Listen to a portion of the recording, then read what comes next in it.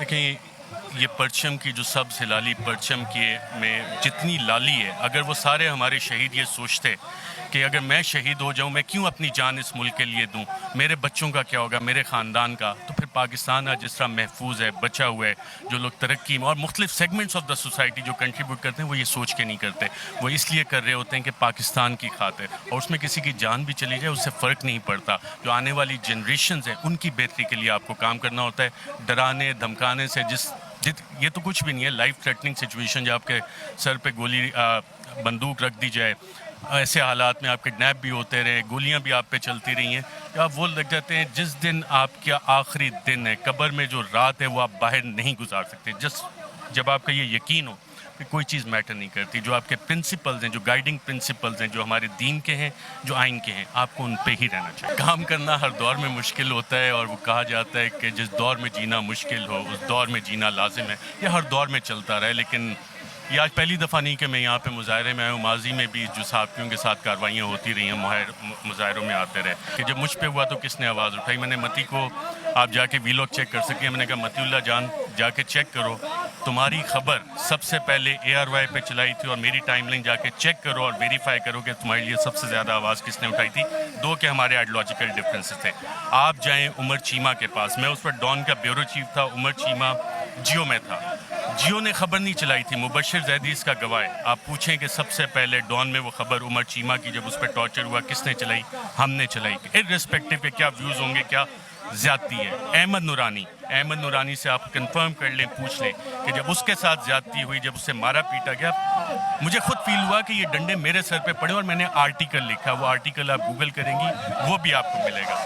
لیکن کچھ ہمارے لوگ ہیں وہ سمجھتے ہیں کہ شاید جو صحافت ہے، آزادی صحافت، اس کو ہمیں لنک کر دینا چاہیے کسی ایک خاص کے ساتھ یا کسی دوسرے کے ساتھ. اور جو بھی اپنی آزادی اظہار رائے کر رہا ہے، universal declaration of human rights میں آرٹیکل 19 بڑا واضح ہے، اس میں کوئی ہولی کاؤز نہیں ہے. لیکن پچھلے 75 سال میں پاکستان میں کسی نے یہ قانون نہیں بدلا، بلکہ مزید سخت کرتے گئے کہ جی پاکستان میں 2 مقدس گائیں ہیں جن کے بارے میں آپ بات نہیں کر سکتے.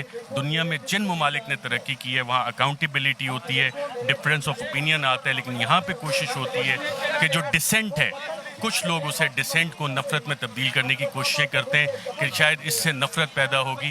لیکن جو لوگ پاکستان سے محبت کرتے ہیں وہ دیکھتے ہیں کہ ایسا ممکن نہیں. کردار تاریخ میں کبھی چھپے نہیں رہتے، ہمیشہ بے نقاب ہوتے ہیں. وقت بے شک لگ سکتا ہے، لیکن اس دفعہ تھوڑی جلدی بے نقاب ہونا شروع ہو گئے. اور جو گرفتاریوں کا سلسلہ ہو رہا ہے، جو مقدمے ہو رہے ہیں، وہ اسی وجہ سے ہو رہے ہیں. جو آپ نے بیسک سوال کیا کہ جی ایک پولیٹیکل پارٹی احتجاج کری ہے، سب سیاسی جماعتوں کو احتجاج کرنا چاہیے. سیاسی جماعتوں نے خود یہ ڈسٹنکشن ڈالی ہے کہ جی یہ ہمارا صحافی ہے، وہ کسی اور کا. آپ رانا ثناء اللہ سے جائیں اور پوچھیں کہ رانا ثناء اللہ کے جب یہ سٹوری چلی تھی، جیو نے کہا کہ جی بڑا جینون ہے، میرا پروگرام آن ریکارڈ ہے. اور رانا ثناء اللہ نے یہ ایکسیپٹ کیا کہ جس دن وہ پریس کانفرنس ہوئی، میں نے کہا یہ جعلی کیس رانا ثناء اللہ پہ بنایا گیا، it would not stand in the court of law. Rana Sanaullah جو آج کے انٹیریئر منسٹر ہیں وہ اس کے خود گواہ ہیں. تو ہمیں یہ ڈسٹنکشن بطور صحافی نہیں کرنی چاہیے. لیکن پولیٹیکل پارٹیز اپنے مقاصد کے لیے اس طرح سے پروجیکٹ کرتی ہیں. آج نون لیگ کے فائدے میں کہ اسے اس طرح سے پروجیکٹ کیا جائے کہ جی تحریک انصاف اگر آج احتجاج کر رہی ہے اور صحافیوں کے لیے احتجاج کی، تو یہ تو ان کے صحافی ہیں. لیکن ان کے دور میں جب وہ اپوزیشن میں تھے وہ بھی آوازیں اٹھاتے، تو پھر یہ کہا جائے کہ جن کے لیے وہ آواز اٹھاتے تھے وہ ان کے صحافی ہیں. یہ غلط روش ہے جس میں کہ میڈیا کو فردر ڈیوائڈ کرنے کی ایک سازش ہے. سر اس پاکستان کے جھنڈے کو پکڑنے کا آج مقصد کیا؟ آزادی کی جنگ ہے؟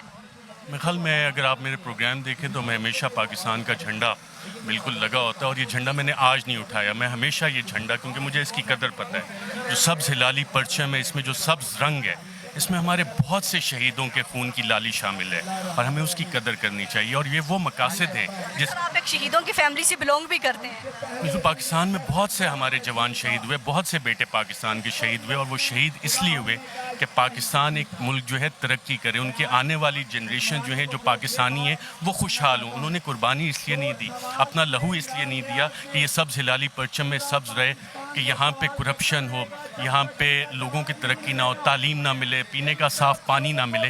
ان کی قربانیاں اس لیے تھیں. اور اس جھنڈے کی ہمیں قدر اس لیے بھی کرنی چاہیے. اور یہ ہمیں یاد کرواتا رہتا ہے کہ پاکستان نے آگے جانا ہے، اس کو روک نہیں سکتا کوئی بھی اس ترقی کرنے سے، اور کرپشن کا کوئی دفاع نہیں کرتا.